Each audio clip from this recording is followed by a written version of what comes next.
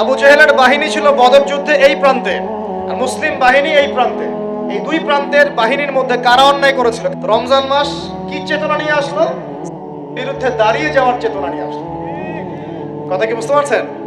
এখন আমরা কিন্তু ব্যক্তিগতভাবে আগে সবাই জালেম হয়ে গেছে, তাই না? আমরা সবাই জালেম না? সবাই আমরা দোয়া করি কি, রব্বানা যালামনা আনফুসানা, আল্লাহ আমরা আমাদের নফসের উপর জুলুম করেছি। নামাজে কি পড়ি?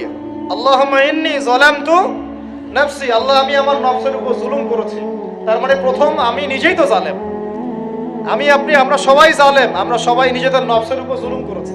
নামাজ পড়ি নাই, যাকাত দেই নাই, দান সদকা করি না, কোরআন তেলাওয়াত করি না, তাসবিহ তাহলিল করি না, পর্দা করি না, হালাল খাই না, অন্যের ক্ষতি করি, সুদ খাই, ঘুষ খাই, জেনা করি, হ্যাঁ মিথ্যা কথা বলি, গীবত করি, কত অন্যায় পাপে লিপ্ত আছে। আমরা কি জুলুম করি নাই? তাহলে রমজান মাসের চেতনা হবে নিজের উপর আগে কাজ করা, নিজের নফসের উপর কাজ করা। নিজে যদি জালেম হয়ে থাকে, জুলুম থেকে নিজেকে বের করে নিয়ে আসে।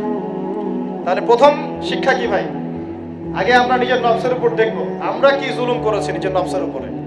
রমজান জালেমের বিরুদ্ধে দাঁড়ানোর মাস, আর সর্বপ্রথম জুলুম করেছে আমি আমার নফসের উপরে। আল্লাহ আমাদেরকে নফসকে সংশোধন করার তৌফিক দান করুন।